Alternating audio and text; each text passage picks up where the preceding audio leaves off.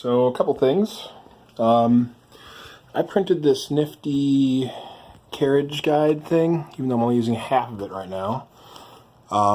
They actually print the threads right into the top there, and you print compression fittings right with it, and then your filament guide tube screws right into that.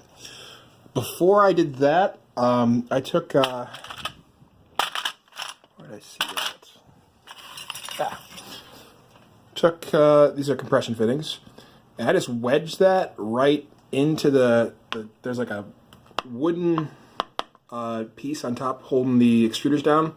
I just wedged that in there and cut threads myself. It worked okay, but it would spin and gradually loosen as it printed, so it didn't really work that well. You are correct though, the stock filament guide tube is garbage. It's not guiding anything. As the carriage moves around, it's pulling the filament and loosening it, and you get inconsistencies in your prints as a result. I always taped the guide tube directly to the guide wires up there to at least give it some support.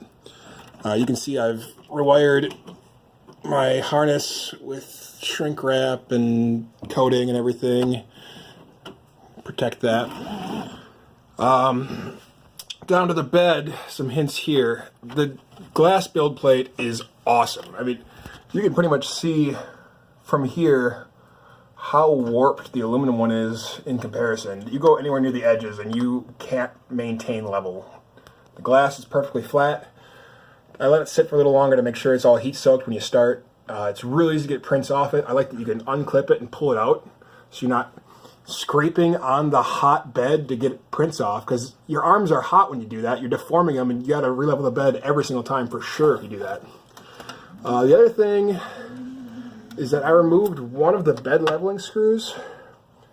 This is also a really important thing to do, because when you got 4, only 3 are going to be making contact, but you don't know which 3. 3 points to find a plane and all that. So it's a lot less confusing to remove one of the screws. Don't be an idiot like me and remove the front one. Remove one of the back ones so it's easier to get at. The back side.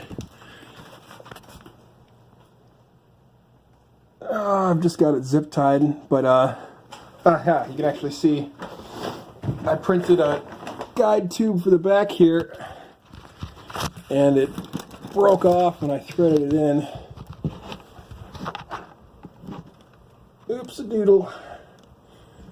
Didn't quite fit, so that needs repairing, but in the meantime I've just got it zip tied to secure it.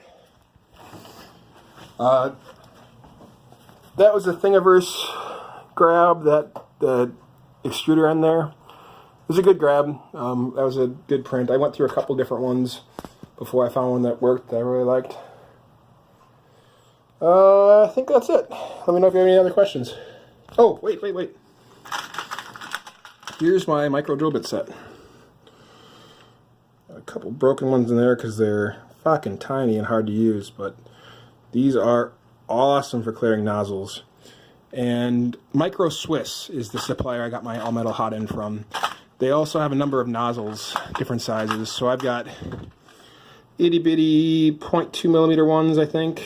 I've got the standard 0.4s, and I even went with some big 0.6s just for giggles.